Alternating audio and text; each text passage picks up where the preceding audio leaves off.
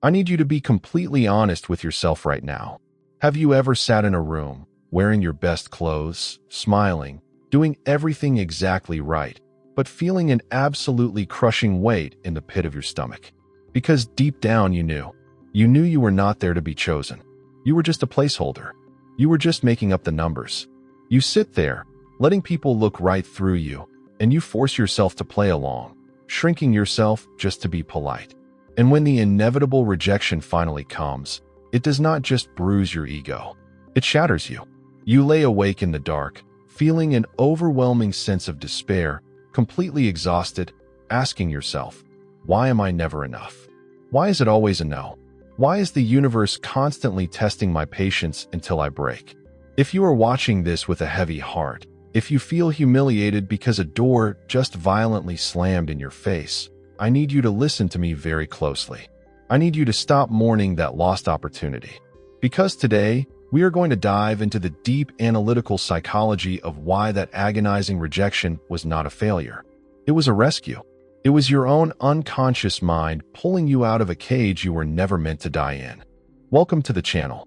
If you are finding value in this deep dive into analytical psychology and manifestation, and if you want to help others who might be quietly struggling, please leave a like, drop a comment, and subscribe. Doing so helps the algorithm push this video to more people who desperately need to hear this message today.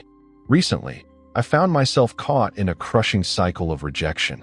Not just once, but twice in a row, I attended highly competitive selection processes. The truth is, I did not even genuinely want to be there. I felt an intense external pressure, a heavy sense that I was somehow forced to go, that I just had to go through the motions because it was expected of me. And both times, the reality of the room was brutally, painfully clear. I was not there to be chosen. I was just making up the numbers. I was sitting there, fully aware that I was nothing more than a placeholder, an extra in someone else's movie, just there to satisfy a quota. When the inevitable rejection came, the despair hit me like a physical weight. I sat with this overwhelming sense of failure, questioning my own worth. But then, as the emotional storm began to clear, a very quiet, very profound realization emerged from my unconscious mind. I realized that I was agonizing over a lost opportunity that was never truly meant for me in the first place. I was grieving a path that would have made me miserable. Why does it hurt so much to be rejected from something you do not even want? To understand this strange cognitive dissonance, we have to turn to Carl Jung. In analytical psychology, Jung taught that we operate from two completely different centers of gravity, the ego and the self. The ego is our conscious identity. It is our pride, our need for validation, our desire to be perceived as successful and competent by society. The ego desperately wants to be chosen. It hates feeling like a placeholder. It hates feeling irrelevant. But beneath the ego is the self. The self is your deeper, truest essence. It is the core of your unconscious mind that knows exactly what you need and, more importantly, what will destroy your spirit. Myself knew that those positions, those environments, were entirely wrong for me. Myself knew that if I actually won that selection process, I would be walking into a cage. But my ego was devastated by the rejection. The despair I felt was not the loss of a great future. It was just my ego throwing a tantrum because its pride was bruised.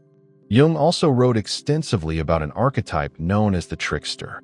The Trickster is a deeply disruptive psychological and energetic force.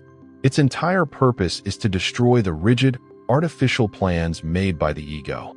The Trickster introduces chaos, humiliation, and frustration into your life. When you are trying to force a path that is not aligned with your true destiny, the Trickster steps in. It puts you in a room where you feel incredibly awkward. It makes you feel like a third wheel. It orchestrates a scenario where you are forced to fail, sometimes publicly and painfully.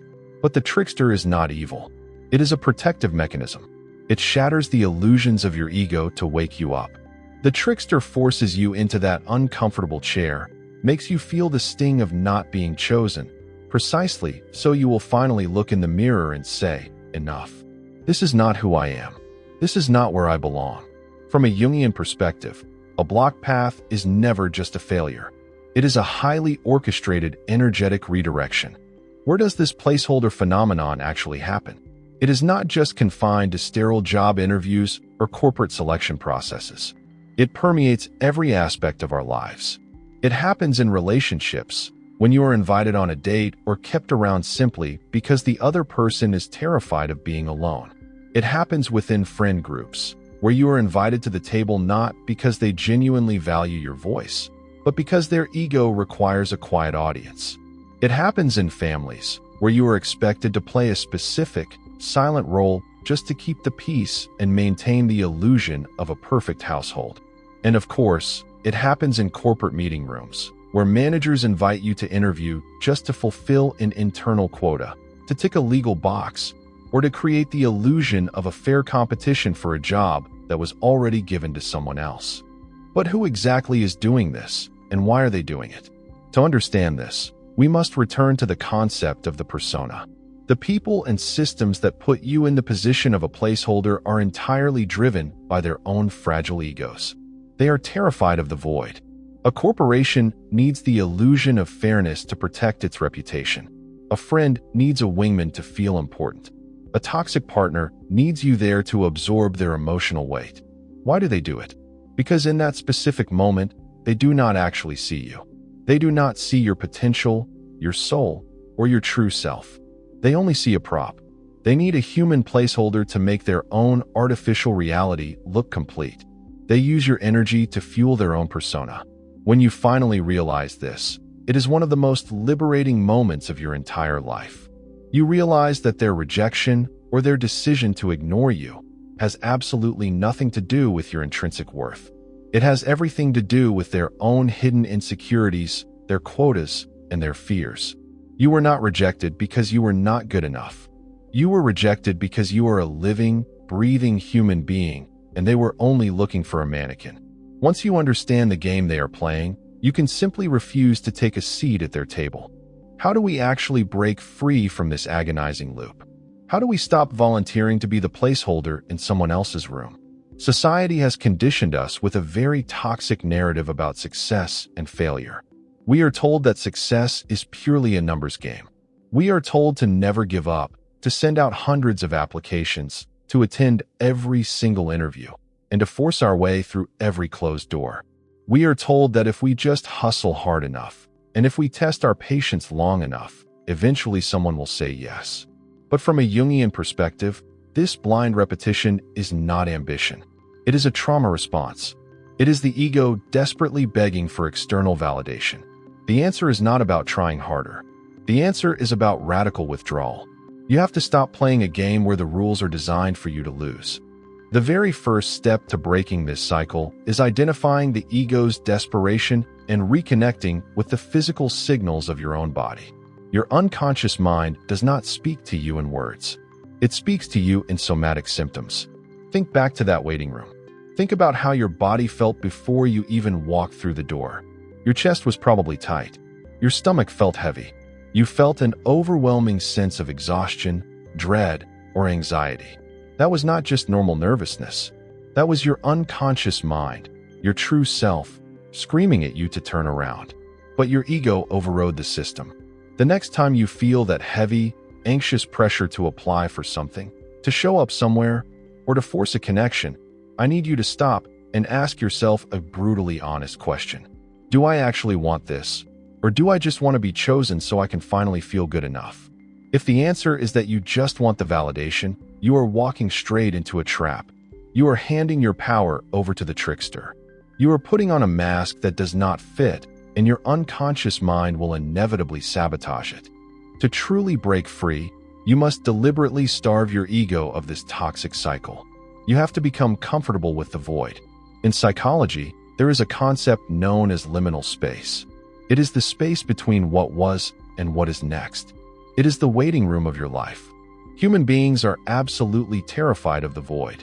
We hate the feeling of nothing happening. So, out of sheer panic, we apply for jobs we hate. We attend selection processes where we know we are just making up the numbers, just so we can feel like we are doing something productive. To break the cycle, you have to embrace the liminal space. This means giving yourself permission to say no to opportunities that feel heavy. It means walking away from the table when you realize you are just there as a placeholder. It takes a massive amount of psychological courage to stand in an empty space rather than squeezing yourself into a room where you do not belong.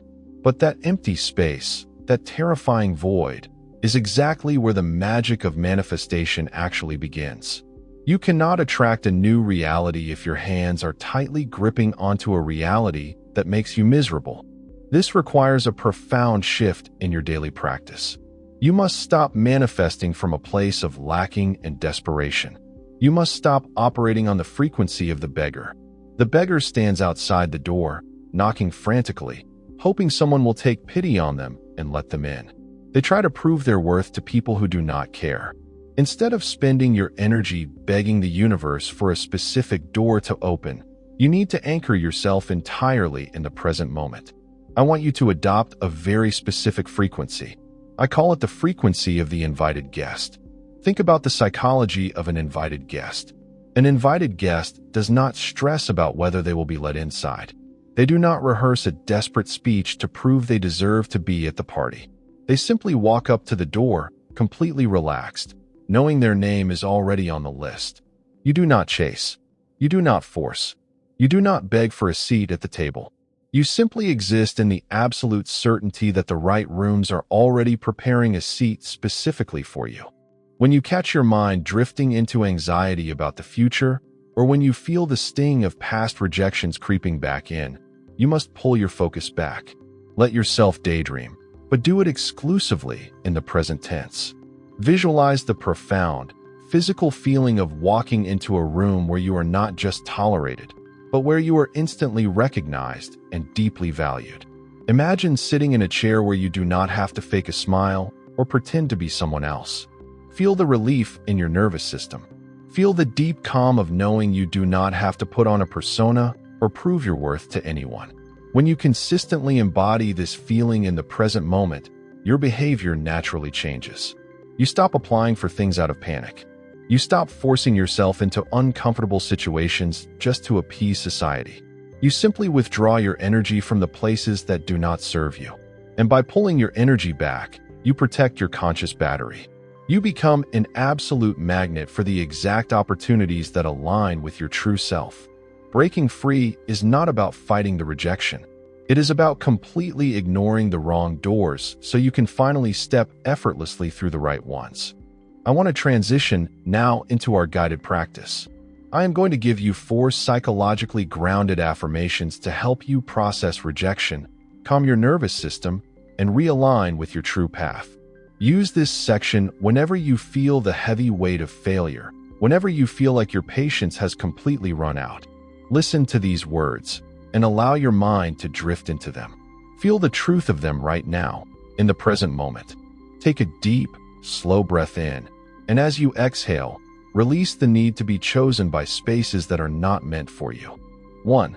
I release my ego's need for external validation.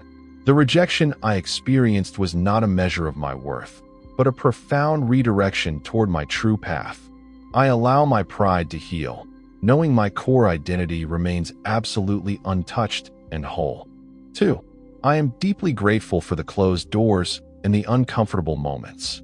I trust the wisdom of my unconscious mind, which protects me from environments that would drain my spirit. I celebrate my escape from paths that are not aligned with who I truly am. 3. I no longer force outcomes that require me to shrink myself. I refuse to be a placeholder in my own life.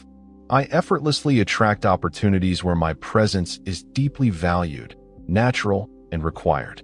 4. I am perfectly safe in this present moment. I am exactly where I need to be. I do not chase, I do not force, and I do not beg. I stand firmly in my true identity, completely at peace with the journey unfolding before me. Allow these truths to settle into your mind. You are not a failure. You are simply being guided. Trust the redirection. If you found value in this video and want to help spread this psychological framework to others who might be silently agonizing over a recent failure, please hit the like button, subscribe to the channel, and leave a comment down below. Share a moment in your life where a painful rejection turned out to be the greatest blessing you could have ever asked for. It truly helps this video reach the people who need to hear it most. Thank you so much for watching, and I will see you in the next one.